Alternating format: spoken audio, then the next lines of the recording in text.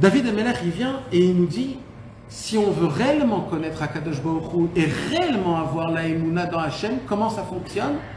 C'est après que tu étudies la Torah et après que tu connais ce qui est écrit dans la Torah, quand tu reviens de la Torah à la Emouna, là il dira Benou, là tu commences réellement à te conduire comme un juif. Et ça, mes amis, ça peut prendre des dizaines d'années.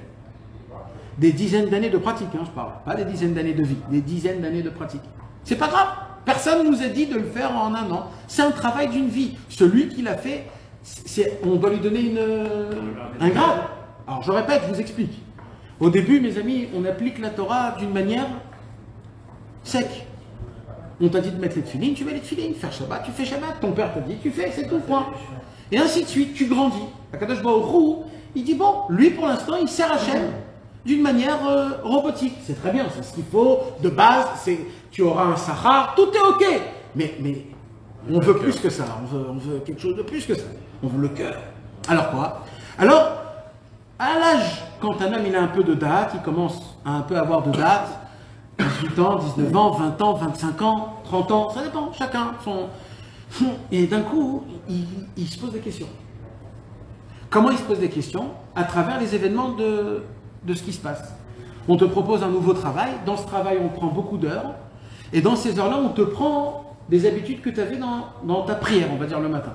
Et là tu te retrouves devant un problème dans ta tête, c'est quand je vais aller prier. Est-ce que je vais prier à la maison, je vais mettre les tefs après, ou alors je vais faire la moitié de la prière à la truc et la moitié au travail, et d'un coup tu commences, là, il y a un cadeau du ciel qui se fait, un miracle. Un miracle, un miracle. La Neshama, quand elle voit ça, elle est en train de danser, chanter dans le cœur.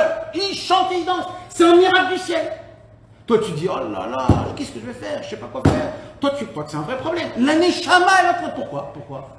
Parce que là, la Emouna, elle va sortir et tu vas commencer à la regarder. Est-ce que j'ai assez d'émouna? J'ai pas assez d'émouna. Pourquoi j'ai pas assez d'émouna? J'ai pas beaucoup d'émouna. Hachem, donne-moi de la émouna. Qu'est-ce que je dois faire? Je dois faire comment? Je dois me renforcer comment? Tu vas ouvrir des livres, tu vas demander à un rab, tu vas demander conseil à un ami. Et les gens, il y en a qui vont te conseiller. Non, la tfila c'est la bracha, la tfila c'est le commencement. Garde la tfila, essaye de prier plus tôt si tu peux. Réveille-toi, viens au minyan. Ils vont te renforcer. Et il y aura des gens de l'autre côté. Ils vont dire, c'est une mitzvah, c'est écrit dans les Pirkei Parnassa. Le plus important au monde, c'est la Parnassa. Et donc, tu auras ces deux trucs. Mais c'est pas toi, hein, c'est tout le monde ici. Tout le monde se là. Mais vadaï, alors quoi? Non, mais ça. Alors, mais tu sais quoi? Même si en fin de compte, t'as enlevé ta tefila, tu l'as fait à moitié là, à moitié. Même si tout ce qui s'est passé, c'est le top niveau. C'est pourquoi? Parce que la Emouna, elle est ressortie et tu l'as. C'est comme le hétrog, et tu l'as regardé. Tu as regardé ta Emouna. Et ça fait déjà un effet. Ça veut dire après que tu auras un deuxième Nisayon, tu auras un peu plus de force de ressortir ta Emouna et de te dire, oh Hachem, jusqu'à quand je vais être dans des missions de... C'est quand je vais être fort, quand je vais être un commando pour toi, comment je vais dire non, comment je vais être fort dans mes initiatives. Vous savez, nous aujourd'hui c'est très facile. À l'époque, quand ils habitaient en Amérique, les Juifs, ou même en France, je ne sais pas si en France c'était comme ça, mais en Amérique c'était comme ça. C'était obligé de travailler. Shabbat, en Ukraine, c'était comme ça. Les Chassidés Breslev, quand il y avait le communisme, ils étaient obligés de travailler Shabbat. Celui qui ne travaillait pas Shabbat, c'était un signe qu'il applique Shabbat. S'il applique Shabbat, on l'envoie en Sibérie. Et on ne l'envoie pas pour un an, hein. On l'envoie pendant une dizaine d'années. Et on a eu des cas, mes amis, des Chassidés Breslev, qui sont partis en Sibérie, qui ne sont plus revenus. Il y en a qui sont revenus, il y en a qui ne sont plus revenus. Tout ça pour ne pas travailler Shabbat, pour ne pas manger les matzot. Alors là, tu te retrouves devant un vrai Sheela de Mouna. Parce que là, c'est pas si je travaille Shabbat ou pas. Là, c'est si je travaille ou je travaille pas. T'imagines la grandeur de Emouna que tu dois avoir? Alors, Baruch Hashem qu'on n'est pas, nous, dans cette situation. Mais le fait que Akadosh Baruch Hu, des fois, il te fait des croche-pattes. Tu sais ce que c'est des croche-pattes? Avec un croche-patte, on ne tombe pas. Avec un croche-patte, on saute juste. On trébuche. Voilà, sachez mes amis, on se réveille, on est éveillé. Ces choses-là, c'est juste des croche-pattes.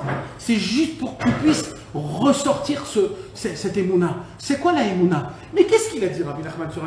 Est-ce que vraiment, et d'un coup tu vas te poser des questions de bébé Kadam, que des bébés y répondent. Mais en fait, tu es en train de prendre ta émouna et tu la répares. Tu es en train de la regarder. Et comme ça, à travers chaque chose. Un homme qui veut garder son brique parfaitement, il essaie de garder son brique. Il va être pur dans la pensée, il va être pur dans les yeux.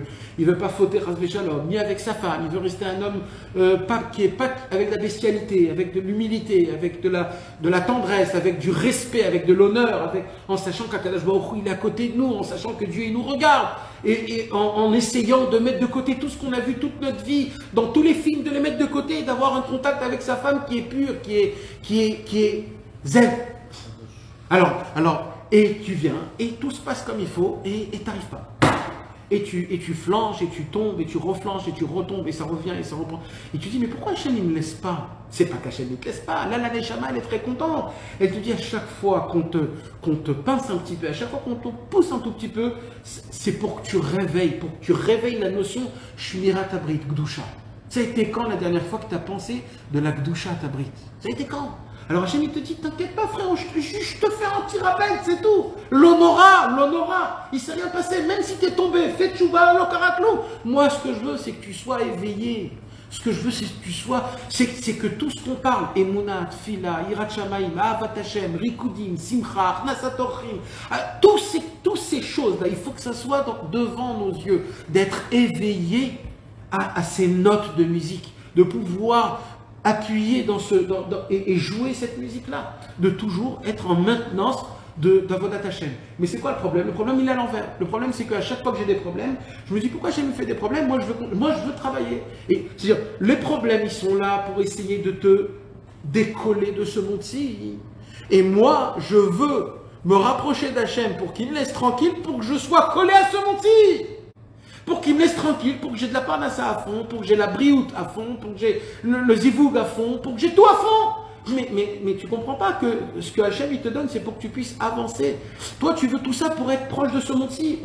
On ne doit pas avoir une attirance aussi grande ou une amour aussi grande à tout ce qu'on a aujourd'hui. On a une amour qui est trop forte pour des baskets, pour des casquettes, pour des cigarettes, pour des Coca-Cola froids, et pour des shawarma avec la trina et amba et des cheeseburgers cachers et des crevettes cachères, toutes ces imbécilités, ces idioties.